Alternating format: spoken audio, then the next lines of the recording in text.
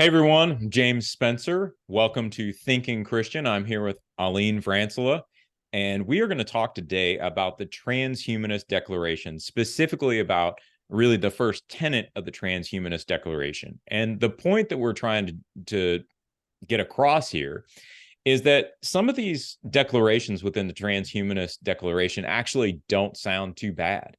They aren't things that you would immediately disagree with.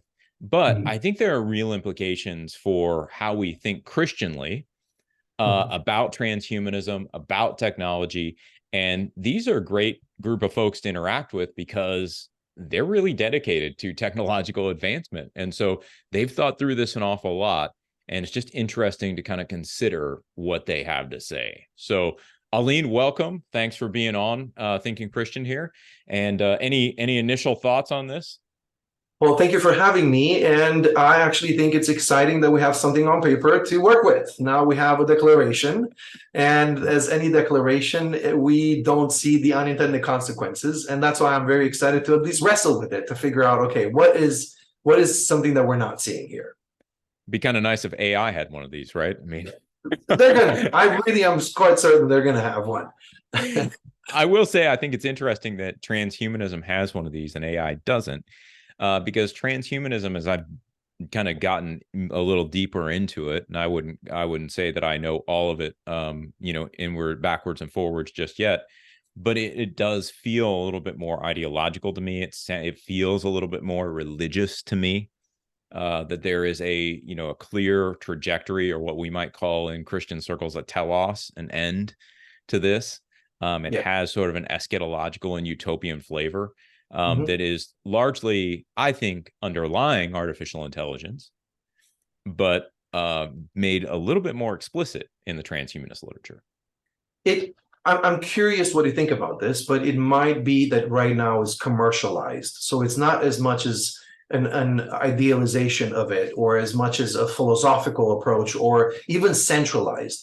I found it really interesting that Elon Musk himself went against the rapid system and rapid rhythm of how AI is actually exploding everywhere. He said we need to slow it down. That's the first time I think I heard him say we need to slow something down, right? But because I think he felt somewhat uncomfortable, I'm assuming now, on how fast this is going, but it was more of a rapid commercial drive.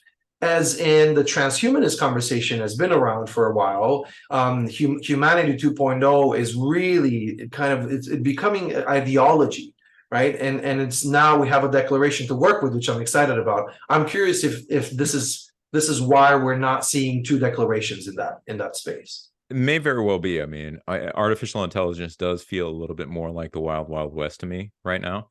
I Yes. think there are varying philosophies driving it.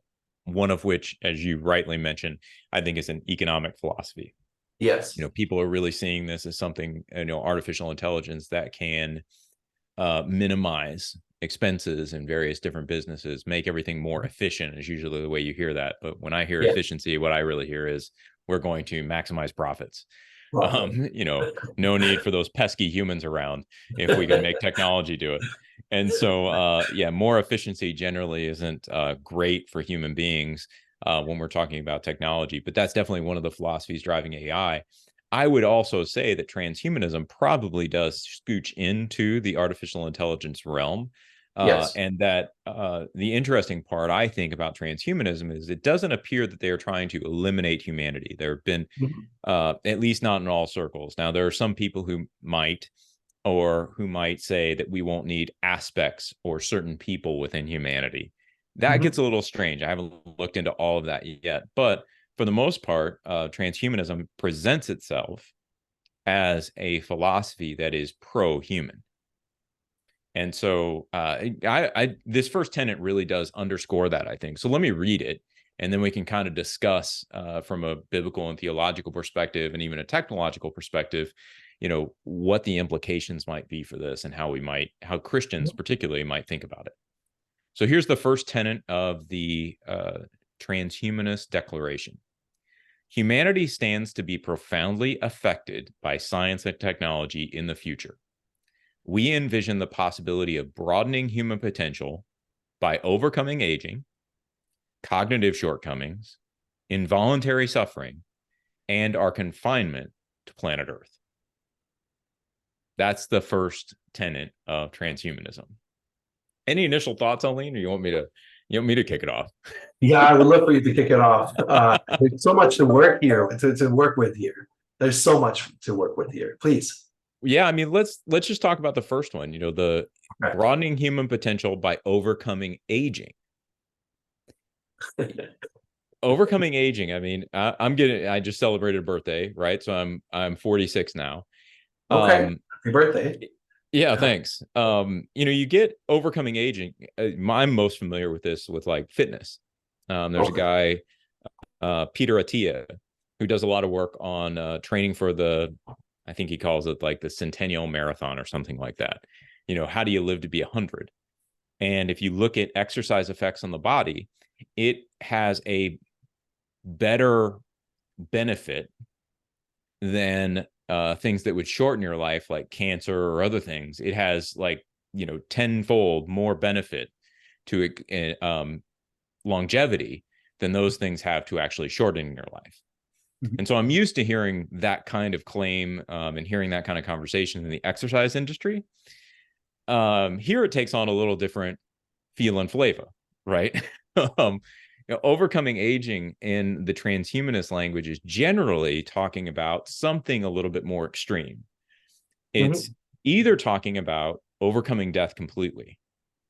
Not only I won't look as if I've aged, yes, can be part of it, but also actually never dying.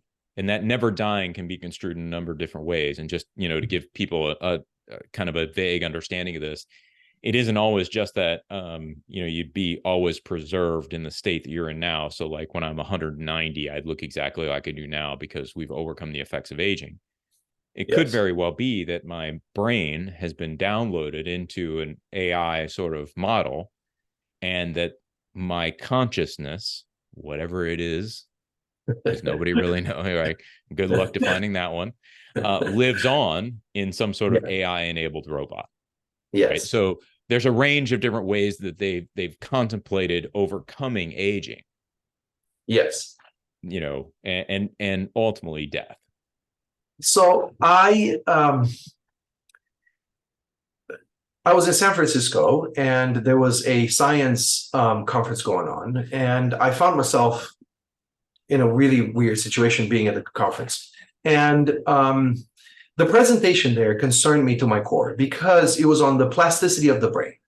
And they connected plasticity of the brain directly with longer living. So really fighting agency there. And they said, we took a mouse, and through the plasticity of the brain, through the exercise of the brain, we prolonged the mouse's life. And I was excited. It was interesting. It became very interesting in that. But what was fascinating to me is so I asked the question. I was like, okay, question. How did you do that? Right? How did it actually work? Right? And said, the entire scientific experiment landed being on this one little dot, and said, we assumed when the mouse was supposed to die.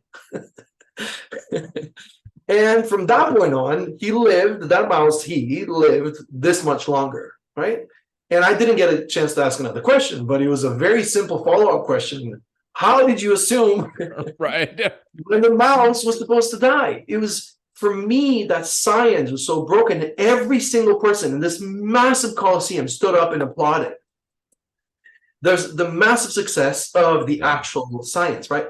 But it was concerning to me to say that we really had major leaps into what aging does, why is it involved, even theologically, why God put a limit to when we're supposed to live, how we're supposed to live, and why God responded to our longevity of life as a reaction to what we did with our lives. Yeah. What did we do when we lived 1,000 years? What did we do when we lived 800 years? And how those people died being sick and tired of living and of observing the brokenness of humanity. And God said, I think I'm going to have to put a limit to this. So I'm curious, from a theological, I'm bringing it back into your area, if this the first tenet in the first bullet point of the first tenet is we need to make this longer. We need to reverse what God has done. We need to assume like we can fix this without actually thinking why it became a problem. Yeah, and I think, from a theological perspective, that is my biggest challenge with the idea of overcoming aging. Mm-hmm. Overcoming aging, when you think about just some of the basic biblical teachings about this, the wages of sin is death. Mm-hmm. Christ's resurrection, right, is an overcoming of death. Christ now lives eternally, bodily form, newly made body in heaven. And we're supposed to share in a resurrection like his at some point. Mm-hmm. When we start to substitute solutions to sin and its consequences, or its wages in this case, which is death, when we start to substitute new things in there other than Christ, I think we're making a crucial theological error. Yes. In other words, we're looking at it in terms of, we're seeing death as a symptom of something. Mm-hmm.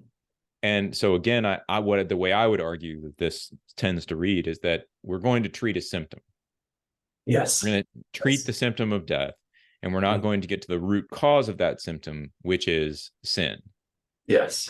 And so from a theological perspective, I see this as a flawed project. It's not, and I think it's important to note, because there's a difference in my mind between something like healthcare and transhumanism. Arguably, healthcare seeks to prolong life. And as we see deficiencies in the human body, illnesses, injuries, those kind of things, doctors, nurses, pharmacists, healthcare professionals are trained to help overcome some of those injuries and diseases. Yes. And to functionally prolong life, right? A way it might be better said is to preserve life. Yes. Yes. This isn't that exactly, right? This is a completely different thing. This is saying human beings can actually not die. Mm-hmm. We cannot experience those effects that sin brings about. There's a technological solution to this. It is, if I were being I suppose, extreme about it, I would say what they're really trying to create is a technological Messiah. Yes. Yes. And that to me is uncomfortable, even if the overall claim isn't that crazy, right? Technology has prolonged life. I mean, we see life expectancy increasing, particularly in the United States and other, technologically enhanced nations or technologically savvy nations. Our life expectancy increases. This isn't even that. No. Right? This is a sort of a limitless expansion of that, which I think is just wrong-headed. And so that's where I kind of sit. At the same time, what I would say, and this is a little bit different take on than a lot of people have on it, but when I look at the Tower of Babel narrative, Genesis 11, 1 through 9, I do not see people trying to rebel against God. I see them reacting and responding to real threats, real human threats, right? Like, we don't want to be scattered. Being scattered is scary. Being scattered is a difficulty we don't want to face. And so is there a solution to being scattered? Sure, we can come up with something. Let's do it. And we have all this capacity. And so now we're going to build a city and a tower, and we're all going to live together, and it's going to be fantastic. Yes. And so I don't want to frame transhumanism in terms of these people are horrible human beings who believe this stuff. They're crazy thinkers, they're evil people, whatever. Because if we follow the narrative of that Tower of Babel, the reason that God comes down and stops them is because if they can build this city and this tower, nothing they purpose to do will be beyond them. God recognizes it's not that they can't do it. That's the problem. It's that they can do it. That's the problem. And so I think a lot of this that they're talking about could potentially be accomplished. Like, I think technology can prolong our lives in some real significant ways, which is deceptive in the sense that it gives us the impression that eventually, if we just keep following the tech, we will no longer have death. Yeah. Scary. I think it is scary, and it has tremendous implications, even on what the promise is and what that Savior is. I really think, for me, in one of our conversations, I'm now giving a little shout out to some of the older conversations we had. Yeah. I find it problematic. If you look at Cain and Abel, there's a human conversation, there's a spiritual conversation going on, but every single time we have conversations with each other, really defying God's input and role into our humanity, none of those conversations ended up being really positive, right? God is talking to Cain and say, look, you're having a challenge, you're having a problem, let's talk about it, let's wrestle with it. There is a spiritual dimension to what you're doing there. And it's fascinating to me because it seems to be a silence over there. And Cain is like, hey, Abel, you want to go outside and go on the field? There's not a response to God's engagement to say, why are you upset? Why are you bothered by this? What is your actual problem? Why are you struggling with my reaction to your sacrifice? What God is giving him and is interacting there. And Cain is like, I think I can handle this. Let me put this on pause and let me go out there and fix this issue. And I love the thought that you had, right? Like if I lower your standard, you need to lower your standard, right? If there's only one sacrifice on the table, you need to accept it now, right?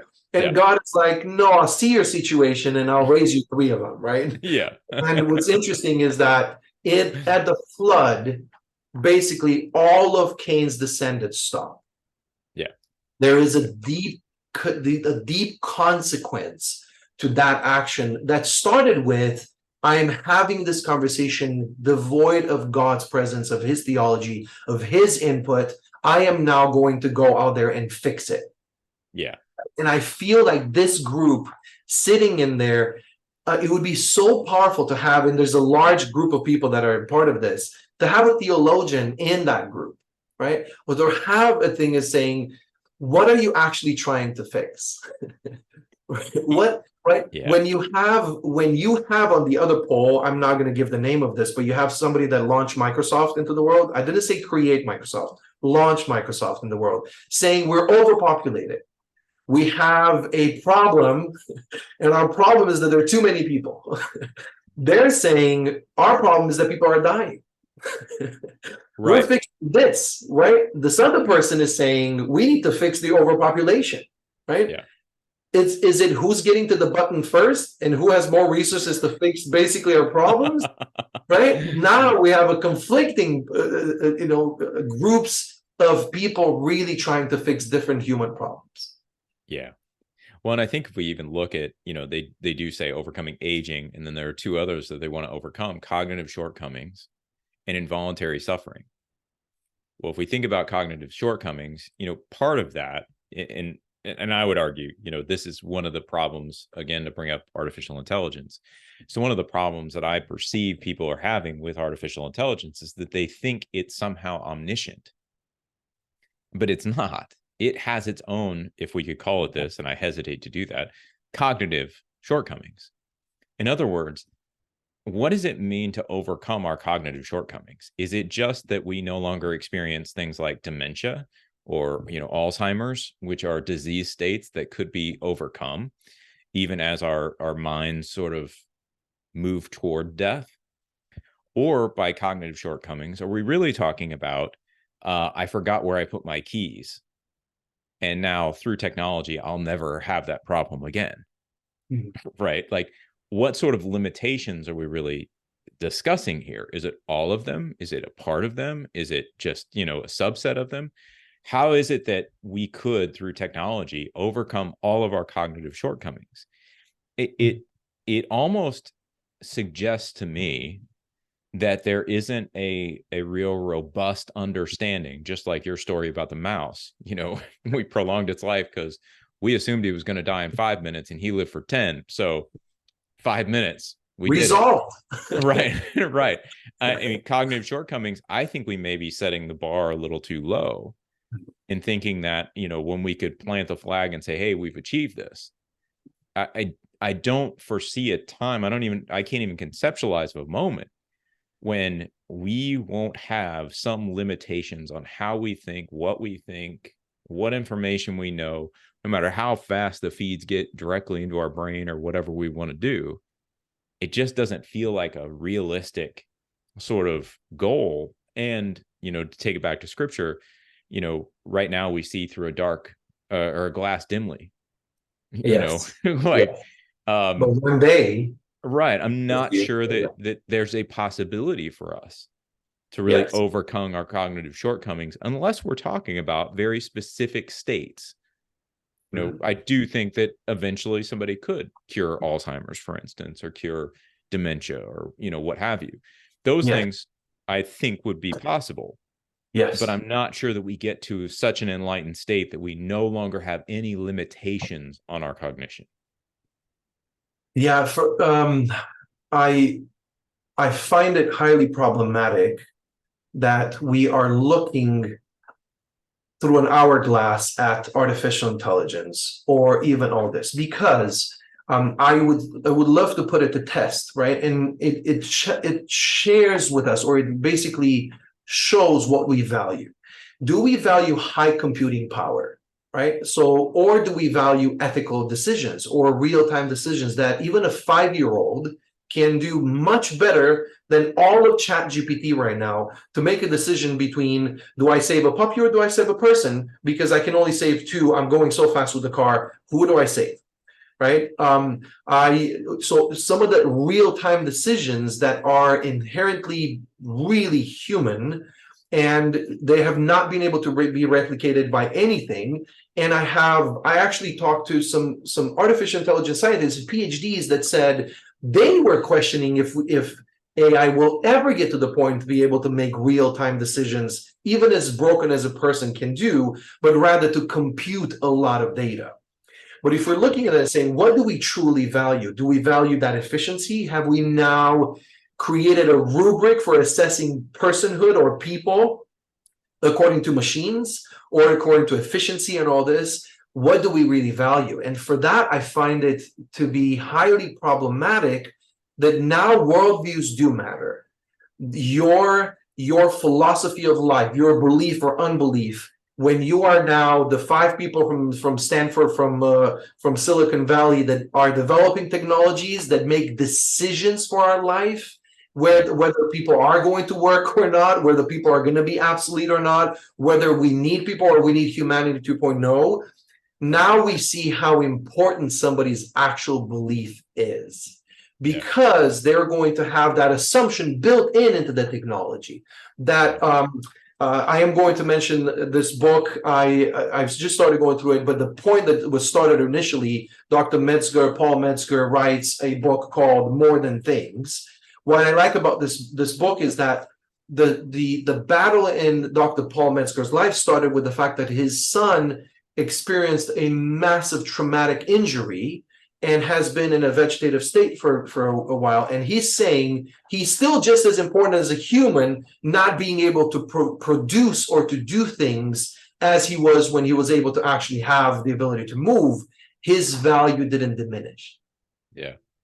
Right. And this is where it's now facing us. It's actually putting us face to face with our own humanity to say, what do we value?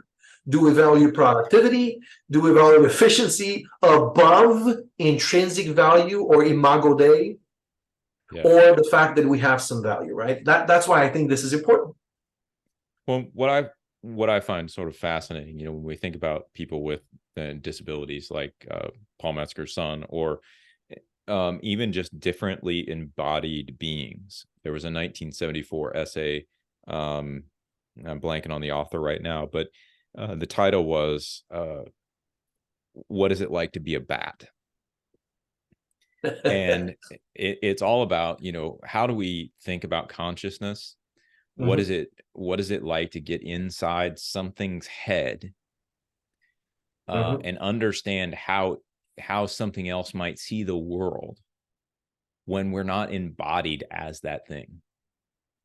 And it's unclear to me, again, when we think about cognitive shortcomings, this is the problem of definition that I think we are ultimately getting into, is number one, could there be a time in the future when we have a virtual reality suit that will create physical sensations that mirror perfectly what it might be like for me to stand on top of Mount Everest. Possibly.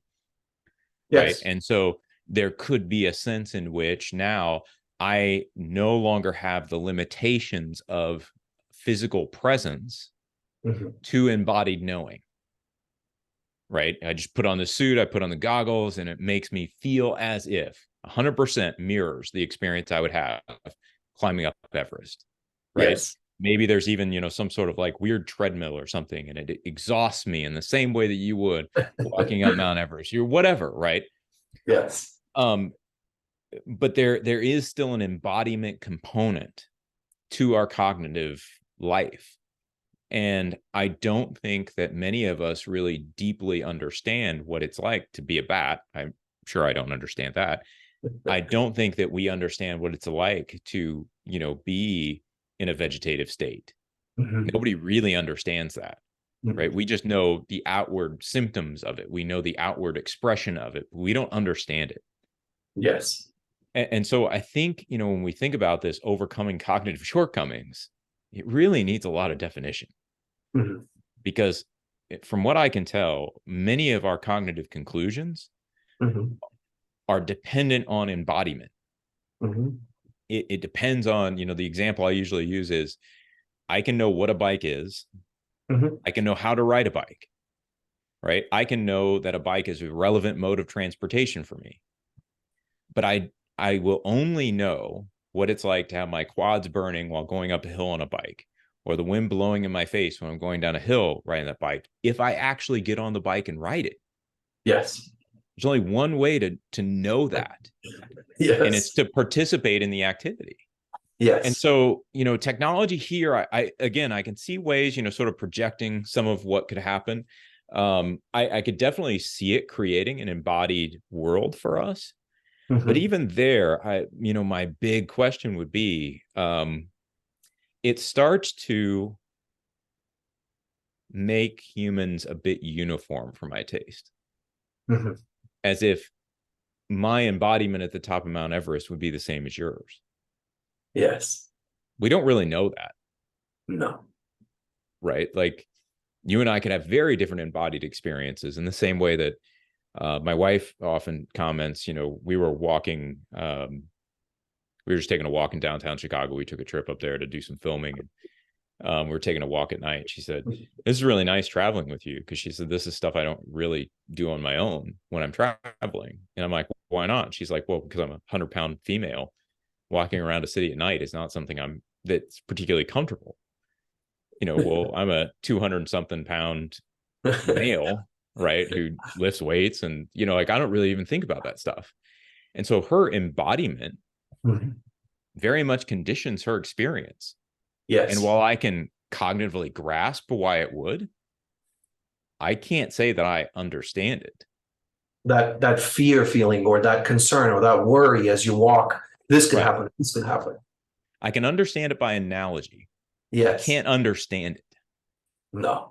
And so this one too, as we talk about overcoming agency, overcoming cognitive shortcomings, involuntary suffering to me seems relatively simple. How is technology going to keep me from stubbing my toe or getting hit by a car or, something like that, And what's lost in that, right? Because it can start predicting. They're talking about smart cities where they can learn everything about, right, the traffic and electricity use and all this. But there is a transfer of, one of the things before we even transition from the cognitive shortcomings. It's interesting to me how we have still not learned from our experiences. Dewey says we don't learn from experiences, we learn from reflecting on experiences.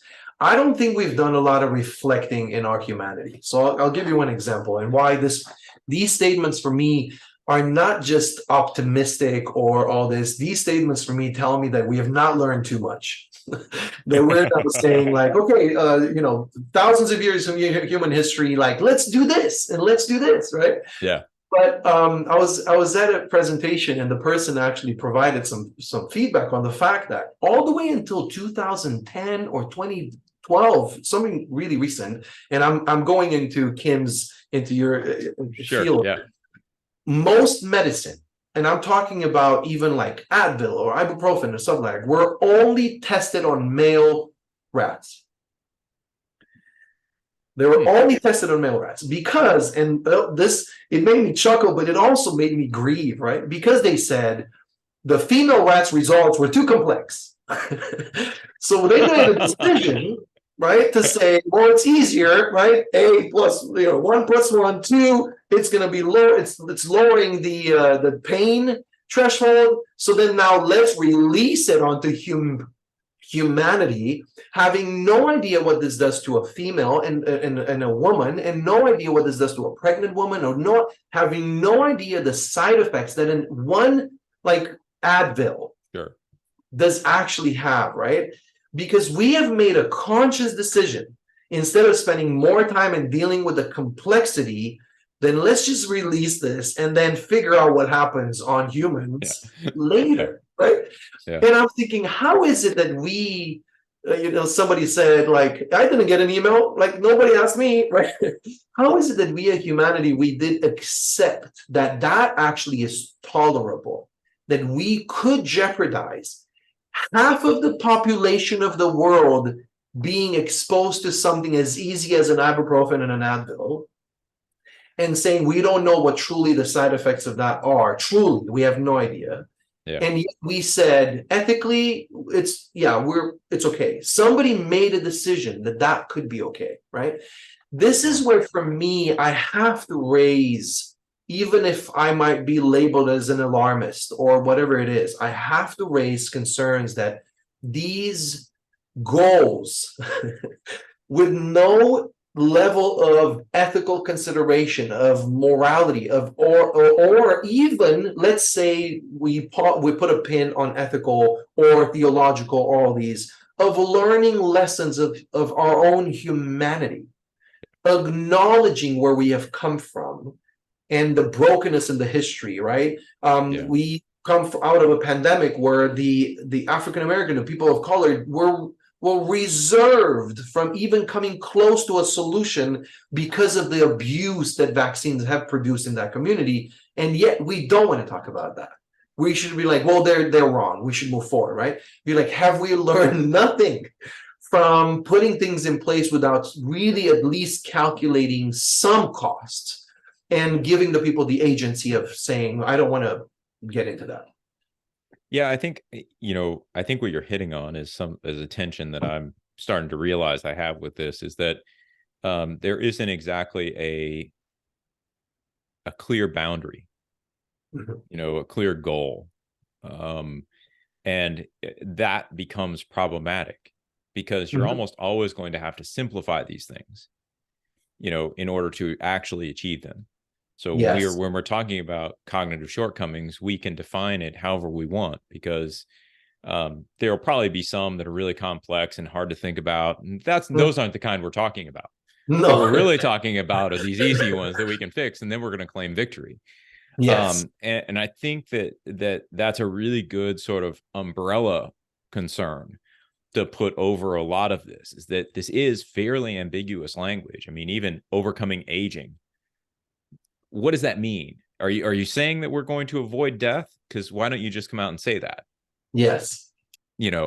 Cognitive shortcomings. What sort of shortcomings are we talking about here? All of them? Some of them? Is it going to enhance our learning, which is a way of overcoming a cognitive shortcoming? Okay, I'll buy that. Right. But I'm not sure I buy all these other pieces. And so this is where I think this declaration gets a little sketchy. Is that it's very difficult to pin down exactly what we're talking about when we're talking about cognitive shortcomings, and the conversation could go like this, or it can narrow in on something very small where almost everybody could agree to it. I honestly think that's part of the, as I've read some of the transhumanist literature, I think that's part of the problem we're going to end up dealing with it. And I would say this is a problem with technology overall. Technology has a tendency to say, we can solve this problem and we know that it will be of benefit to a maximal number of people. And once we do that, we can say, because we solved this problem, think what we could do with this problem. Think what we could do with this problem. Think what we could do with this problem. And it's this incremental move toward, quote unquote, bettering humankind. Yes. And it's like, well, at some point, it's not going to be better. Yes. Like, just because the preceding piece was better doesn't mean the next one is going to be just as better or better at all. And so each of these has to be sort of bucketed and looked at as its own specific thing.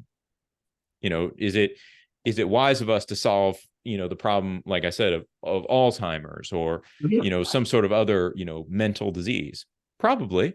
Yes. Let's assume that it is, right? Is it necessary for me to put on a VR websuit with goggles and to be embodied as a bat? Probably not. I don't see how that's really going to benefit a lot of folk. It seems more like entertainment to me, and so it's like we get caught up in what overcoming our cognitive shortcomings are, and when we see those shortcomings, not asking the question, is this one that's really worth us overcoming? Yes, what's fascinating to me is we do everything we can to avoid the dilemma from brothers Karamazov when they're like, you can save the world, but you have to kill a child, right? Right. So, right. No, right? And you're like, and you get it that space, and you would do everything to say, but we are being put into some of these decisions that we'd rather close our eyes to the fact that a child is being killed or affected and saying, but this is going to do this and this and this. But I'm like, but show me the cost. Let's talk about the cost. One fascinating thing is, and I'm going to reveal something on this. I hope it doesn't make anybody uncomfortable. My wife and I lost our first child. She was born at 5 months. She was, didn't survive, only for six hours. But what's interesting is I'm sitting in front of an entire industry called the medical field. And it has, sometimes I feel, unlimited resources. And I hear from multiple doctors, nobody can tell you what triggers the water breaking in a pregnant woman. And you would think, hey, let's figure this one out, because it kind of like launches the whole birth situation, is the miracle of life. Nothing is more important, right? Like, okay, let's figure what triggers. And they're saying nobody. So for example, if a pregnant woman is in an accident, like that and there's a massive event, an explosion or something, that doesn't trigger the water breaking, right? Which basically starts the birth. Or this and this and this, because we're thinking like, did we do anything? And I've never forgotten the feeling that I got sitting in front of this massive field and saying, I thought this is a small question. This is not as big as how do you do surgery on a brain on a child, which they figured a lot out. Sure. This is the thing that triggers the birth of a human. And that entire field has not one scientific explanation, basically rendered completely empty in the field of, so what do you want me to write? Right over there, we don't know. Yeah. On the one hand, I love the humility, right? That I didn't get this fancy answer that had no substance, which Sure. I appreciate that. On the other hand, I love the fact that it could say, I don't know, and yet we're still acting like it's invincible. Yeah.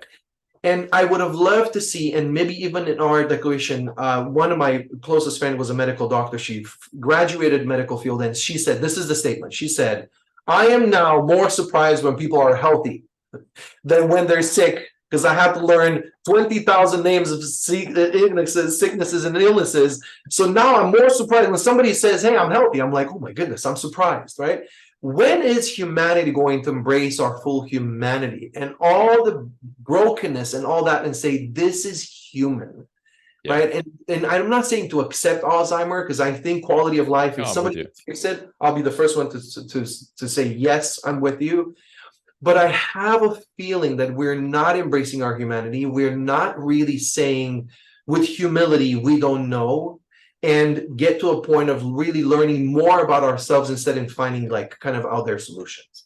Am I being far from where I think No, not at all. this declaration is going?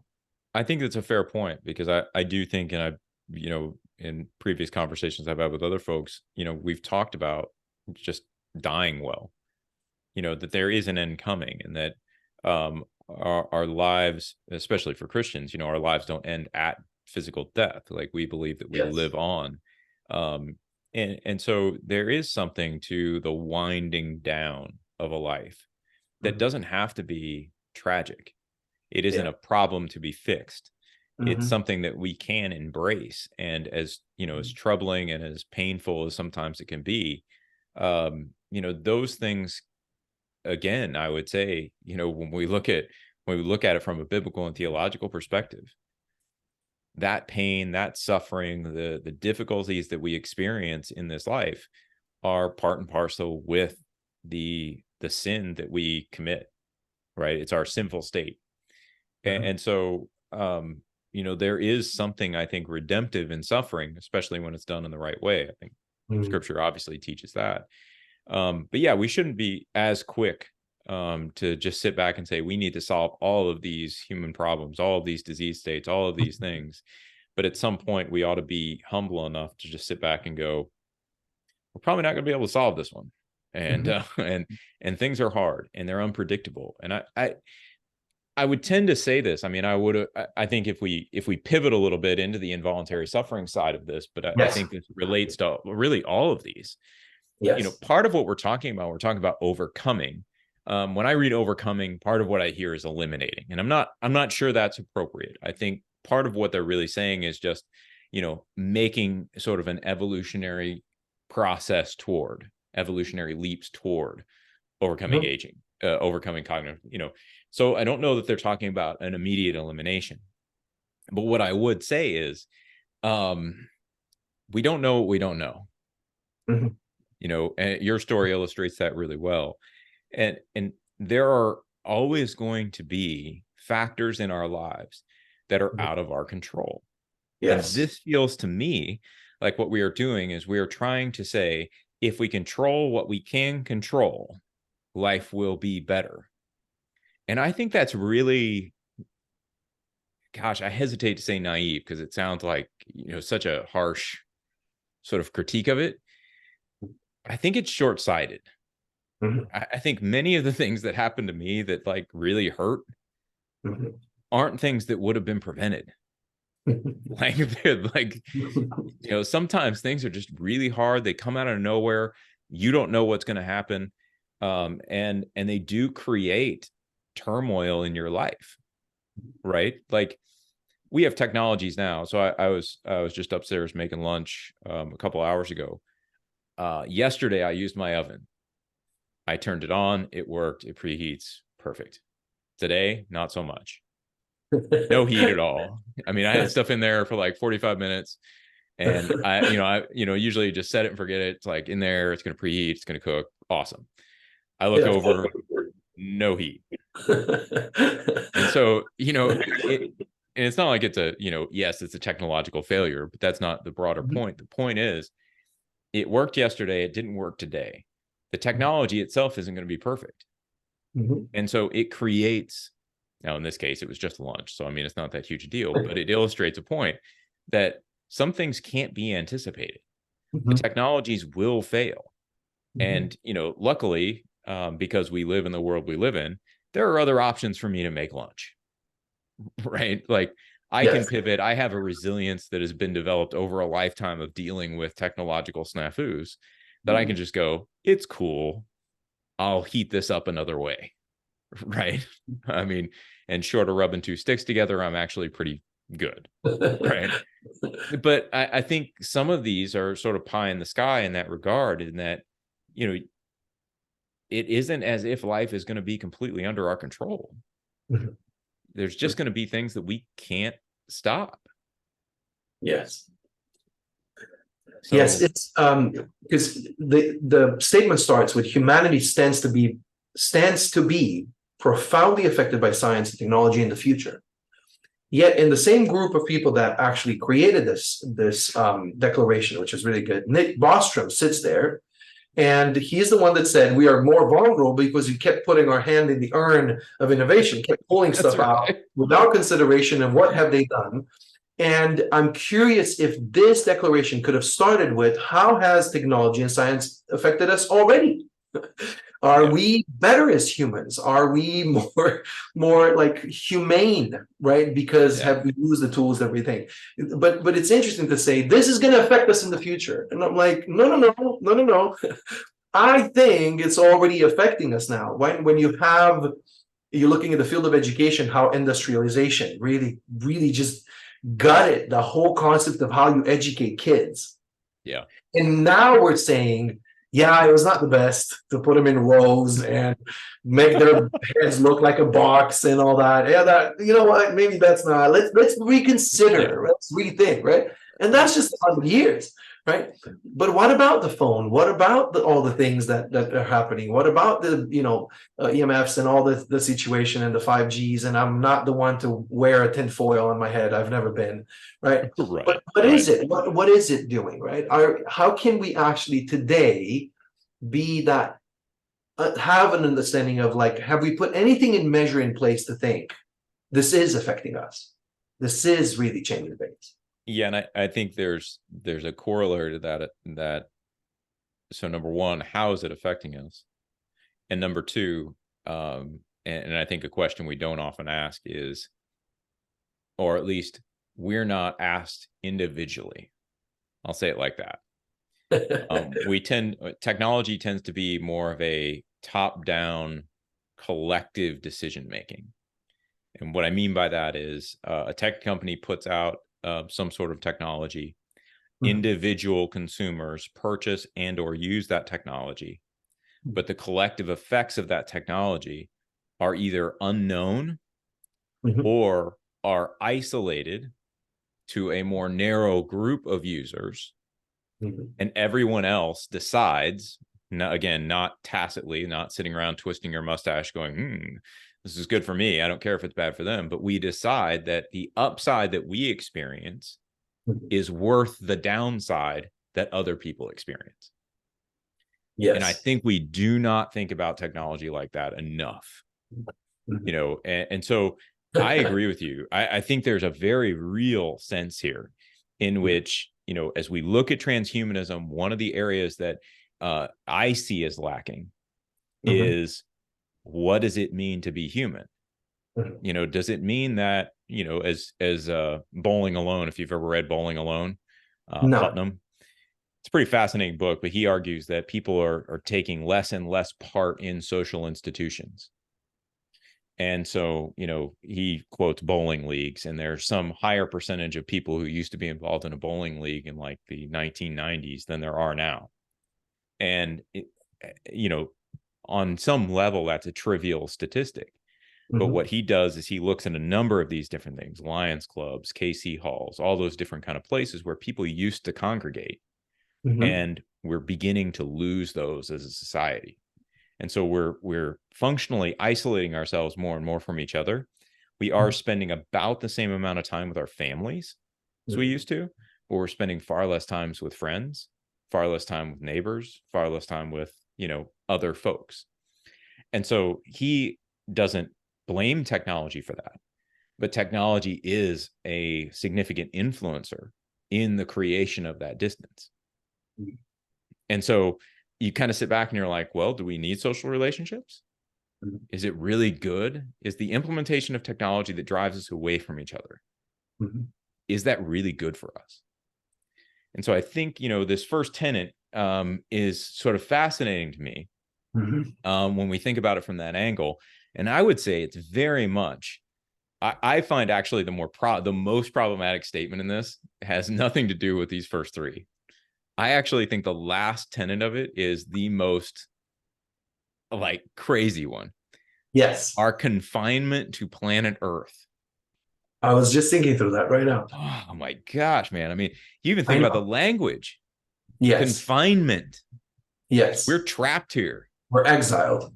Right. Right. Like, this is our prison cell. Like, we can't get off this stupid rock. No. And you just read that and you're like, wow, we've moved from, arguably 4,000 years ago, right? um, God creating a paradise in which human being could thrive, could Yes. flourish, to Yes. being confined to planet Earth. Yes.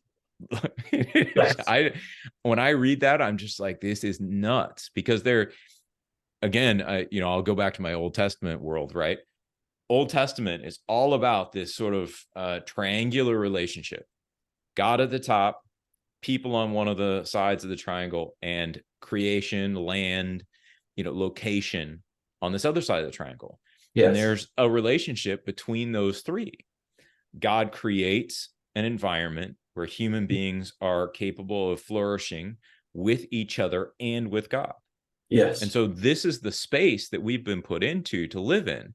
The Mhm. fact that we would ever try to abandon it, I think, is just, it's a little crazy. Yeah, but for me, it actually, before we even leave the planet and we go, because I've seen a few pictures from the outside, I don't think there's much going on. Yeah. You have to, like, stay in a suit. I don't know if you saw the what was it, the Mars movie, where he was like stranded over there and they had to go save him, and the lengths that they had to go to through actually plant potatoes, right? And you're thinking like, Right. why did I leave? Like, anyways, Right. but Seems so. horrible. But Yeah. what does that say about how we have even learned how to understand the world we are in, to value it, and to really steward it? The ecological movement started from the Christian world, and then it got hijacked, and it's considered to be like, if you're a Christian, you're anti-planet. And I'm thinking, when did that happen? Interesting. And the people that are for the planet are saying, and the ones that ideologically believe in preserving the planet are now actively trying to get off the planet. And I'm thinking, like, Yeah. where did that happen? That we went from learning how to steward this beautiful world, going from the Gobi Desert to the Pacific Ocean to all the whatever's happening here, Right. and the value of it, to saying we need to leave this all behind and find a better place for us. Yeah. Well, I find it interesting. I was listening to a podcast the other day, and they were talking about the people, kind of the race to the North Pole, Mhm. North Pole or the South Pole. I think it was South Pole and Antarctica. And Yes. essentially, there was this whole push to get to Antarctica, very similar to what we did with, getting into space, landing on the moon, that kind of stuff, Yes. right? I mean, I'm not going to deny that there are benefits both to being in Antarctica and going to the moon. But Of what course. this individual is arguing, he said it was more about being first than it was about being there. He said, the number of trips that we've taken to Antarctica since the first people were there, he's like, there's like 50 people there now doing study, or however many there are, Yes. right? And so it's not like it's a completely useless task, but you can get a tour to go there now. It's almost Yes. like Everest. Like the first guy to summit Everest didn't have a Sherpa.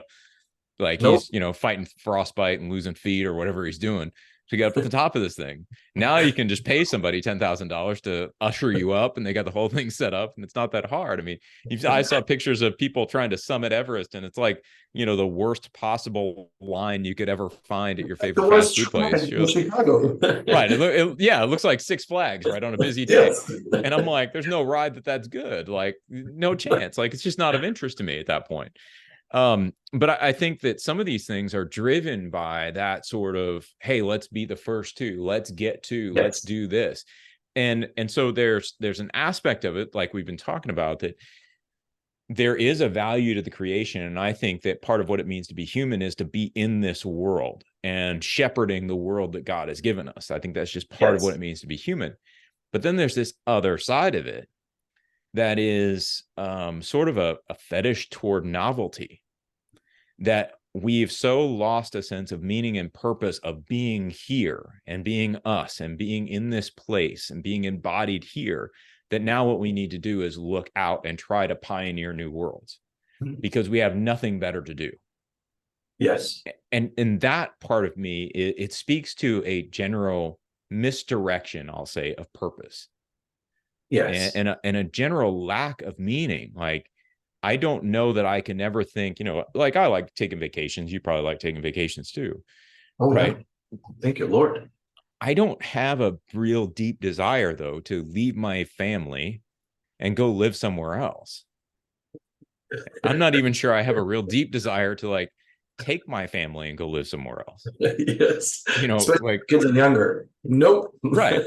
I mean, it's happened, you know, like we've moved and that kind of stuff, but I know, you know, it's like I'm settled here. I'm happy here. I like it where I am, and I like the people I'm with, and I, you know, all those kind of things.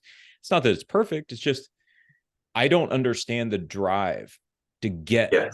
from here to somewhere else in a geographic sense. Like, you know, discover a new world, live on Mars, be the first one to step on Mars, and you're like, great, we'll never see you again because it Yeah. takes so long to get there and back. But like, Yep. congrats. Is that Yep.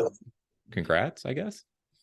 Well, for me, I want to. It's interesting to me because if I were to actually wordsmith the first tenet of the Declaration, I would skip over the part where it says human stands to be profoundly affected by science and technology. I would say let's cut that part. Human stands to be profoundly affected by overcoming aging, by cognitive shortcomings, by involuntary suffering, and by our confinement to the earth, by defying our confinement to the earth. Human stands to Yeah. be profoundly affected. But for me, Romans chapter 1 says, and this is, I found that manifesto to be interesting because God somehow, I found Romans 1 to be a little bit of a very raw aspect of God's heart, where God vents a little bit and says, although they have seen the invisible qualities of God in the things that he has created, they still defied him as God. So the invisible qualities of God, his power, his divinity, and all this, are clearly seen in the things that he has made. Yeah. Yet, although they have seen that, they have defined him as God. And I felt like God being like, so I put you on earth, and you're like, no trace of God on earth. He's not here, right? Right. If you want to go into space, right? You're seeing that this space, you cannot reach the end of it, and it's ever expanding, and it's beyond. And yet, even if you go into space, you're still saying he's not here, right? And you land on the moon and say, we have not found God. And God is like, really? Like, really, you have not found me? And this is where I find it that is, what are we trying to find? Even if we're first, what are you trying to accomplish? Just being first? That I loved how they said, like, you know, or that you're actually trying to say, there's a deeper meaning to the universe. There's a deeper meaning of life. Even here, even if I don't travel, I was asked one time to speak at a high security prison, the border with Russia. Yeah. And I have never been more frightened in my entire life, right? Like, it's a high security prison, right? And I said, gentlemen, here's the beginning of my sermon. I said, gentlemen, you know what's the difference between you and the guards? I said, you've been caught. We have all trespassed and sinned. We have all been broken as humanity. But here's the thing is somebody in this prison, Alexander Solzhenitsyn, looked back at the prison and said, blessed be your prison, because he felt more free to discover God in that position than to be free in the world and being completely unaware of God, right?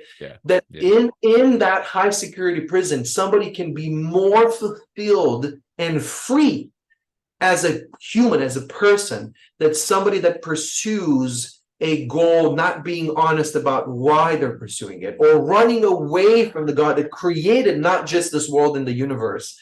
I don't know why we run away from this mirror of our own humanity and really understanding we have been created. Is that meaningful? Yeah, and I think that's a really good way to sort of wrap up this conversation on this first tenet, because I agree with you. I think that when we read this and we think about, you know, overcoming aging, wages of sin is death, cognitive shortcomings, no matter how smart we get, no matter how keen our observation is, we can only see the world that God has created. We can't understand who God is without his revelation. You never overcome that cognitive shortcoming. You know, involuntary suffering. There's not a chance in the world that we control an environment in which God often interjects. And I would argue that even with involuntary suffering, you know, there's plenty of biblical passages where we are to rejoice in our suffering. And so Yes. getting rid of it, you have to ask yourself, yes, there's certain suffering I think we probably would want to minimize, but Yes. getting rid of all suffering is not probably in our best interest. And so you have all these things, and then, confinement to the planet Earth, we've just finished talking about, all of them sort of create this nexus of goals that really not only distance us from each other, make us less human in that respect, but very much distance us from God. They're Yes. trying to sort of deny him, deny where he is, deny his control, deny his sovereignty. And so that's why at the beginning, when I look at transhumanism as more of an ideology and more as a religion of sorts, I think this is why I'm feeling that way. It's because they're making some assumptions that are embedded in this declaration about what is humanity, as if that's a settled Yes.